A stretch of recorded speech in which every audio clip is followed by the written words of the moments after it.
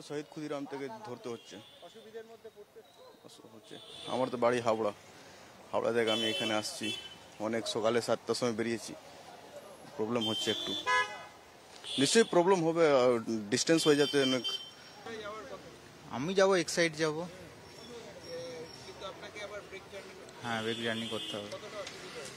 অসুবিধা এই তো আজকে প্রথম হলো, আজকে দেখা যাক। আচ্ছা।